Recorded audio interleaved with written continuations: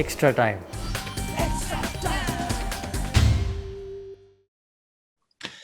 The cricket is one thing. Obviously, being in the cricketing bubble is something else, isn't it? Have you come up with some mental strategies to deal with the possible exhaustion for the time that you are going to be there?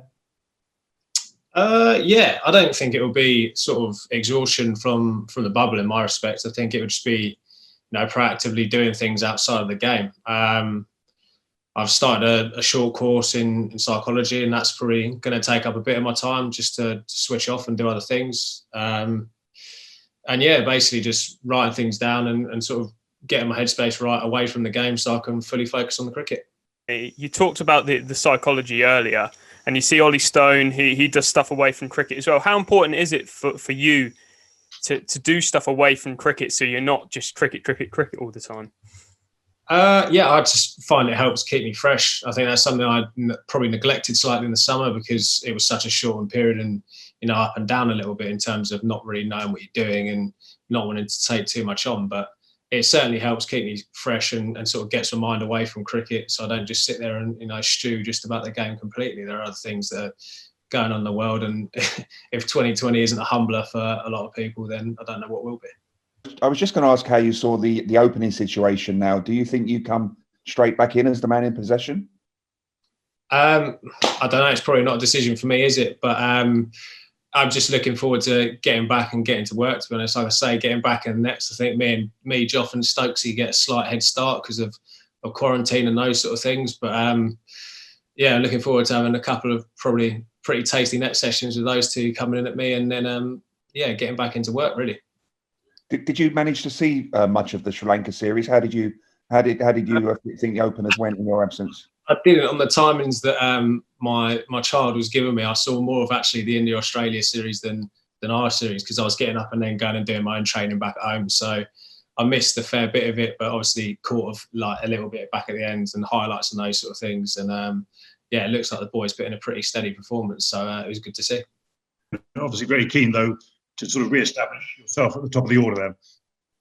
Yeah, obviously jumping to get back into work and getting back into business, 100%. I can't wait to get going. I've got a bat literally out and shadow batting in a mirror behind me. Not gone full Steve Smith and whited up yet, but just having the bat in hands and training those sort of things. Yeah, I'm hungry to get going. You're looking pretty good, Nick, in the mirror. Yeah, it's coming down all right. So hopefully that translates. And how do you see yourself going in this series? You haven't played a first-class game since September. Given the opposition, the pitches where you haven't had much experience of playing, do you just see it as a challenge? Yeah, very much so. Like I said, I caught quite a lot of that India-Australia series, and they're in pretty handy form. And that was with not necessarily their first 11 at obviously various different points, and they still managed to get over the line in Australia, which is testament to this side. So yeah, it's just going to be a big challenge in their own conditions. Number ones in the world, I think. So yeah, just basically looking forward to getting going. As an opener, how do you kind of prepare for India? Obviously, traditionally you get a lot of spin there, but they've got a high-class seam attack as well. So just wondered how you're how you're preparing for that and what you're expecting up top.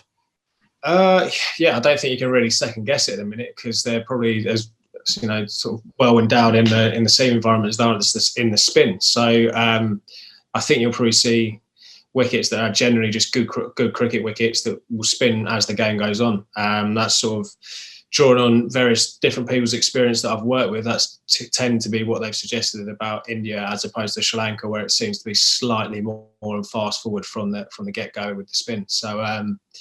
It'd be very much just prepping in that respect. What kind of preparations would the batters have to face someone like Jasprit Bumrah? He's quite a hard man to prepare for, isn't he?